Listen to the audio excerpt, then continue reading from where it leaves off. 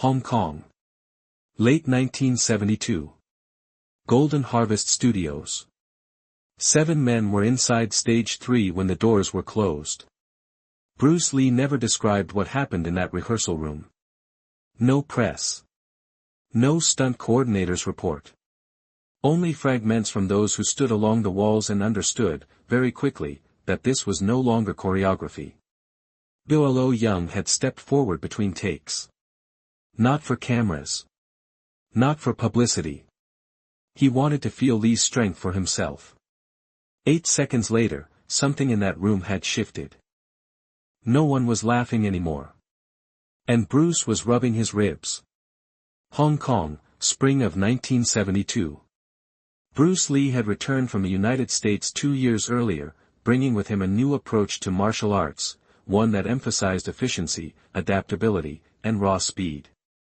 At 32, he was already a recognizable figure in the local film scene thanks to The Big Boss, 1971, which had shattered box office records, and Fist of Fury, 1972, still in production. Yet within the martial arts community, his reputation was polarizing. Some admired him for his speed, precision, and the radical honesty of his combat philosophy. Others viewed him with suspicion. To traditionalists, Bruce's methods appeared reckless, eschewing forms and lineage-based hierarchies, mixing techniques in ways that made purists bristle. He trained intensely in private, often demonstrating extraordinary feats of control and timing. But public claims of superiority, of being able to neutralize stronger or larger opponents, added a layer of quiet tension around him. On the floor of Golden Harvest Studios, this tension was tangible. Stage 3, where rehearsals for Enter the Dragon would later take place, was mostly cleared of props, leaving a wooden expanse illuminated by hot studio lamps. Bruce moved across it with the measured, almost cautious precision of a man aware that observation magnifies mistakes. He was not just performing for the camera, he was proving, in real terms, that his speed and structure could withstand serious force. Yet speed alone did not define him. Witnesses from these sessions recall his nervous glances, the way he constantly adjusted distance, how he measured angles of approach and exit. He knew power existed beyond the reach of his own fists, and that even brief miscalculations could leave him exposed. There was a psychological undercurrent. He understood the fine line between controlled demonstration and real danger. This was especially significant in 1972 Hong Kong, where martial arts mastery carried social weight beyond cinema. Fighters tested each other outside of rings and dojo mats. Reputation often hinged on whether a practitioner could withstand an unexpected, unscripted force. Bruce's claim that traditional techniques could be outmaneuvered by speed and precision was not theoretical. It would soon be tested in a space far smaller than a ring, with real consequences. The stakes were both personal and professional. Bruce was at a crossroads, proving his methods were functional, securing credibility among peers who valued raw strength, and preparing for the global exposure that would come with Enter the Dragon. Any failure here, however minor, could tarnish his standing. And into this charged environment stepped Bolo Yeung, already known locally for his immense physical presence and martial skill. He represented not just muscle, but the credible threat of concentrated mass in motion. The combination of Bruce's speed and Bolo's strength set the stage for an encounter that would test more than technique. It would probe judgment, control, and the psychological limits of both men. Witnesses who later recounted the incident, crew members, assistants, and cameramen, describe a shared feeling, an undercurrent of danger that was impossible to ignore. Even before a fist was thrown, it was clear this was not a choreographed scene. It was a confrontation distilled to its core elements, speed versus strength, precision versus power, and a young martial artist facing a tangible measure of his own claims. By the end of the day, Bruce's perception of force had shifted. Not in theory, but in practice. He had touched the edge of what raw power could do when structure faltered, and the memory of that pressure would inform his training in strategy for years to come. Bolo Yeung, born Yang Zi, 1946, Guangzhou.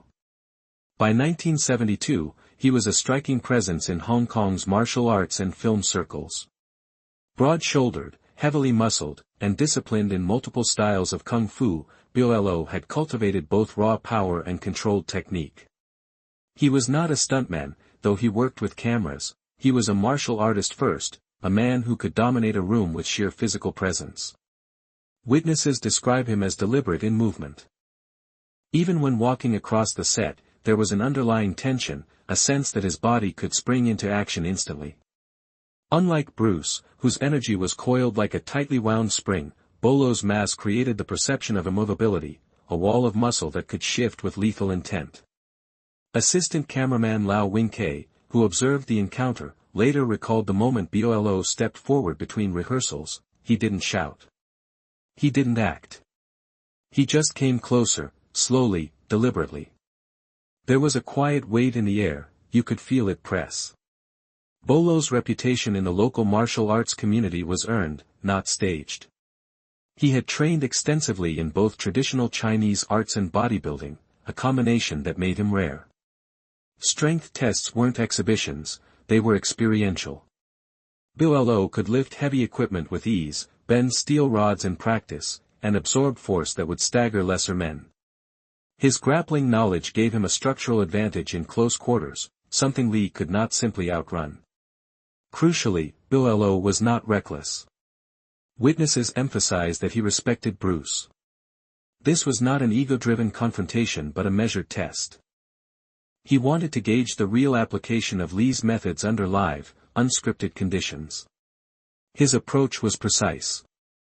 When he stepped onto the cleared studio floor, he assumed a posture that betrayed nothing, weight evenly distributed, hands open, chest slightly forward. There was no telegraphing, no exaggeration. The room's geometry mattered, roughly 9 feet of open wooden floor, and Bolo seemed aware of every square foot, anticipating leverage points and angles for both attack and counterbalance. There was a subtle, psychological component as well. Bolo's calm demeanor, combined with his obvious strength, created a pressure that extended beyond physical force. Witnesses recall the crew holding their breath, not for theatrics, but because the atmosphere itself demanded focus. Bruce was now facing a credible, present danger, one that could cause injury with even a minor miscalculation. This encounter was never a stunt, never a film sequence. It was real. Every strike, step, and weight shift would be measured, both in speed and in structural integrity. Bruce's strategy could not rely on exaggeration or showmanship. One misjudged step, one missed pivot, and Bolo's concentrated mass could have neutralized him instantly. And yet, the psychological layer ran deeper.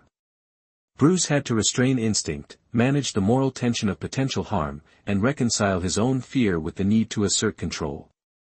For the first time in a public adjacent setting, he was confronted with someone who could test his claims of speed and precision against undeniable physical force. By the time Bolo closed the first distance between them, the stage was set, speed versus strength, method versus mass, experience versus instinct. The room's atmosphere thickened, as though the wooden beams and dusty lamps themselves recognized the stakes.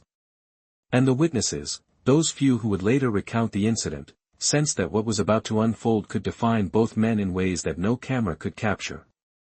Stage 3, Golden Harvest Studios, Hong Kong, late morning, 1972. The studio lights glared down on a wooden floor scuffed from years of rehearsals. Equipment, lighting stands, cables, cameras, had been pushed against the walls, leaving roughly a 9 by 12 foot open space. The air was thick with dust, the faint odor of linseed oil from the stage floor mixing with the metallic tang of sweat. 3 crew members stood near the western wall, silent, watching. A production assistant lingered by the door, clipboard in hand, though no notes were being taken. There were no rules. Not formally. No referee, no mats, no padded gloves. Only an unspoken agreement, avoid strikes to the eyes and throat. Everything else, the shoulders, torso, legs, was fair game. Witnesses later described the emotional atmosphere as unusual. It wasn't hostility, assistant cameraman Lau Wing-Kei recalled. It was tension. Like holding a live wire. You could see the potential for serious harm, but neither man wanted it. Bruce removed his jacket and rolled up his sleeves, flexing slightly, not as a display, but to ready his body. His breathing slowed as he measured distance. One deliberate pacing across the floor, then a pause. Approximately 9 feet separated him from Bolo. Enough space for reaction, yet small enough that force could close the gap in an instant. Bolo did not adopt a traditional fighting stance. Instead, he stood square, shoulders forward, feet planted. His arms hung loose but ready, hands partially open. He had the weight of over 200 pounds of muscle pressing downward and forward. Unlike Bruce, who relied on speed and subtle shifts of weight, Bolo's presence alone was an obstacle, a force that could crush or destabilize if Lee misjudged timing. The psychological stakes were high. The few onlookers sensed that the encounter was a test, not a show. Bruce was aware of their eyes, but his focus was internal, measuring angles, anticipating power, recognizing the limits of speed under physical pressure. Every detail mattered: the slickness of the wooden floor under studio lights, the proximity of coiled cables at the edges, the height of equipment that could interfere with footwork. One wrong pivot could leave Lee exposed. One misjudged step could allow Bolo to close the distance and trap him in a clinch. And the stakes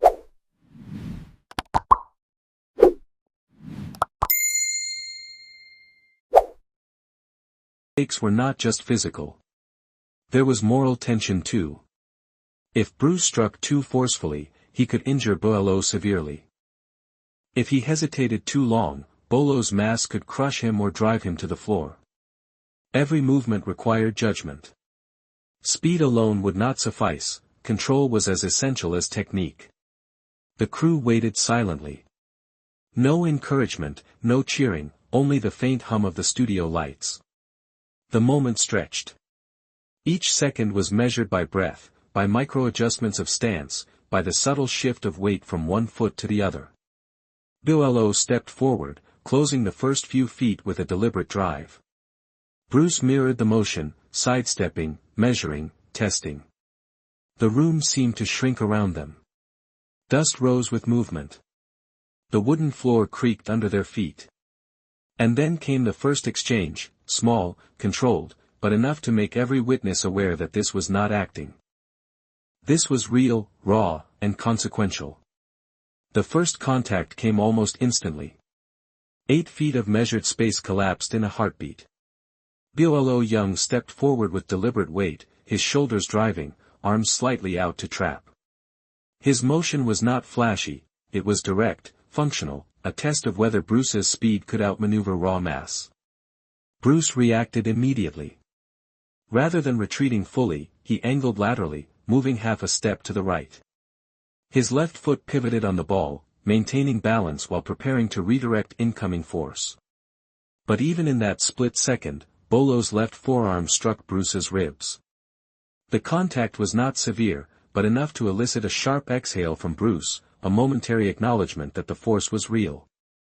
Witnesses later remembered the sound clearly, a dull thud against wooden floors and tight clothing, not cinematic impact. One crew member whispered, "I thought, that could have hurt." Bruce did not grimace, but his body reacted, tightening instinctively, adjusting for the next move. Bruce's response was controlled yet immediate. He delivered a short, straight right to Bolo's chest, not high, not the face, but testing reaction and spacing. The strike landed solidly, but Bolo's mass absorbed it without faltering. The forward drive did not stop, momentum was maintained. For 2 seconds, Bruce found himself backing up, a rare moment where speed alone was insufficient. It was then that he shifted tactics. Recognizing that retreat would not neutralize Bolo's pressure, Bruce stepped inside the forward drive. A rapid oblique kick struck Bolo's upper thigh, disrupting weight distribution without risking joint injury. Bolo's shoulders jerked in response, a subtle but observable break in forward momentum.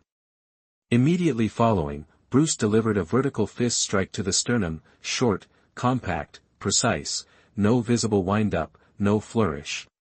Bolo's torso rotated slightly under the impact, just enough to demonstrate that speed and placement could redirect force effectively. Observers noted the subtle shift. Power met structure, the room's energy changed. Bruce's movements were measured yet urgent.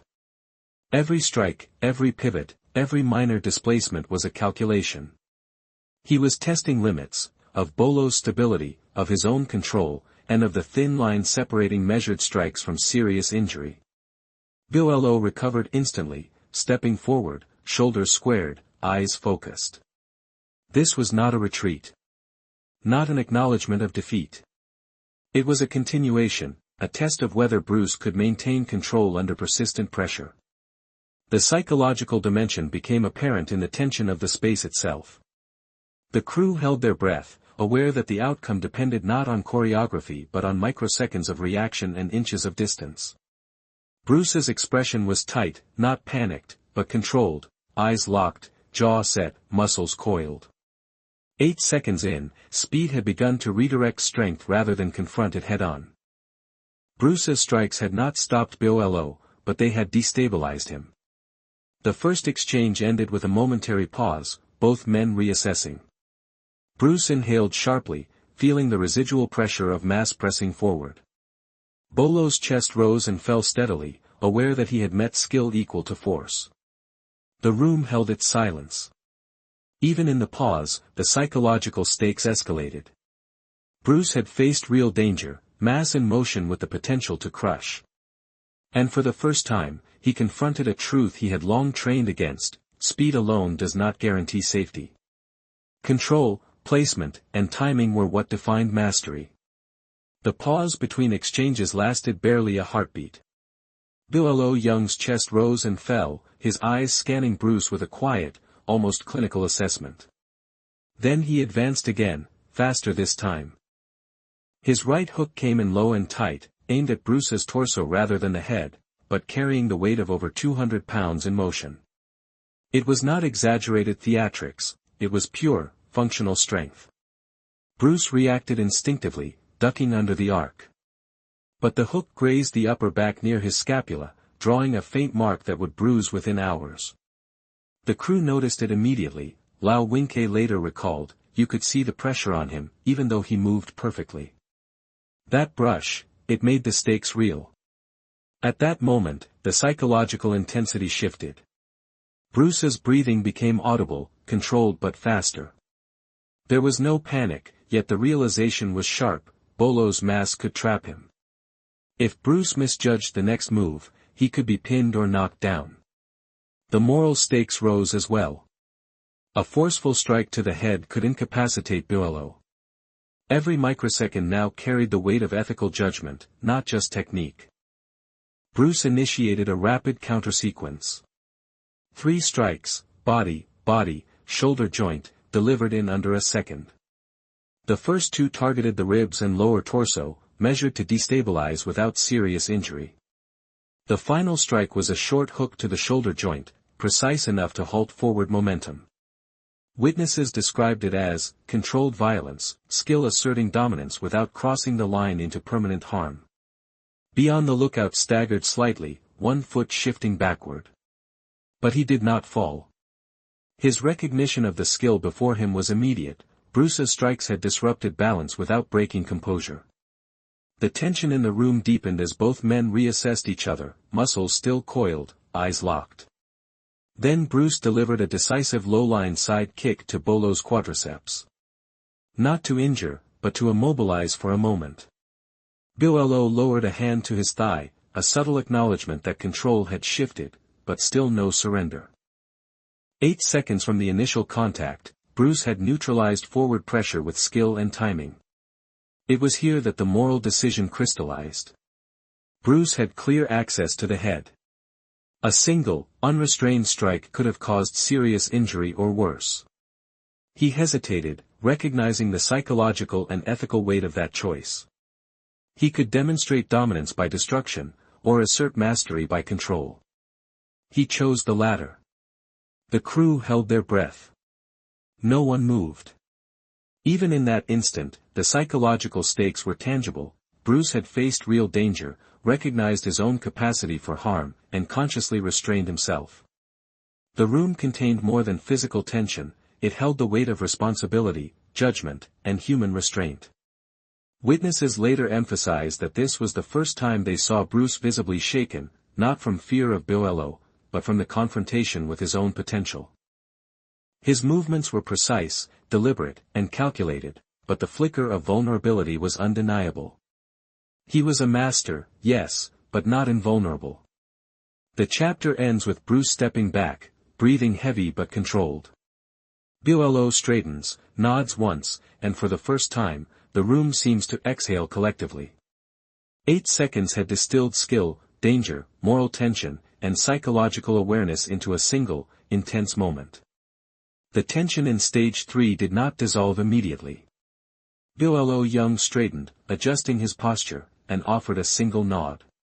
Very fast, he said quietly, almost understated, his voice carrying acknowledgement rather than challenge. There was no triumph, no theatrics, just recognition. Bruce Lee exhaled deeply, rubbing his ribs where Bolo's forearm had grazed moments before. His face was controlled, but witnesses noted a flicker of reflection in his eyes, a brief acknowledgement of vulnerability. He had tested his speed against sheer force, and for an instant, that force had pressed him to the edge. In that pause, he confronted a truth he had long trained against: even mastery has limits. The crew dispersed slowly, resetting lighting and equipment. Cameras remained untouched, no shots taken. The encounter was private, undocumented except for memories etched in those who were present. Lau Wing-Kei, the assistant cameraman, later described the atmosphere: no one clapped. We just moved quietly. You could feel that something in Bruce had shifted, something subtle, but permanent. Bruce's training changed after that day. Witnesses who observed him in subsequent sessions described new routines, more emphasis on clinch resistance, more conditioning against direct pressure, and a deliberate integration of power deflection with speed. He became selective about informal tests, no longer inviting challenges casually. The experience left him more cautious, yet more precise. Bolo, for his part, remained a silent measure of physical reality, a reminder that strength, while impressive, could be managed with skill. He and Bruce did not become adversaries, but their encounter established mutual respect rooted in tangible experience rather than reputation.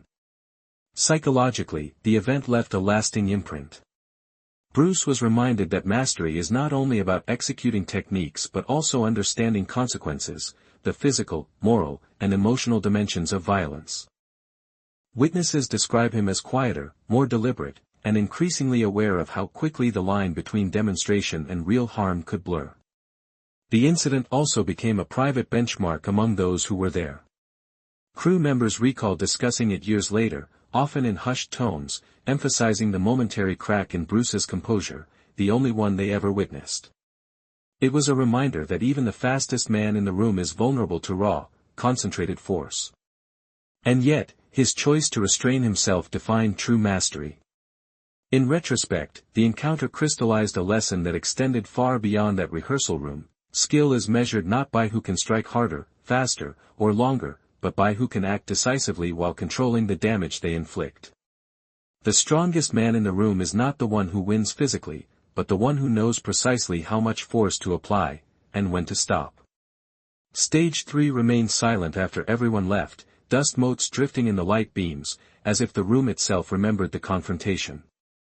Bruce and Bolo's brief, 8-second exchange had left an imprint on those present, a record of danger, skill, and restraint.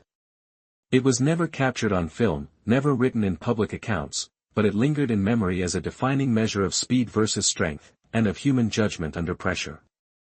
The final thought, recalled by multiple witnesses, resonates like a quiet echo of the day: the strongest man in the room is not the one who wins. It's the one who knows exactly how much damage he chose not to do.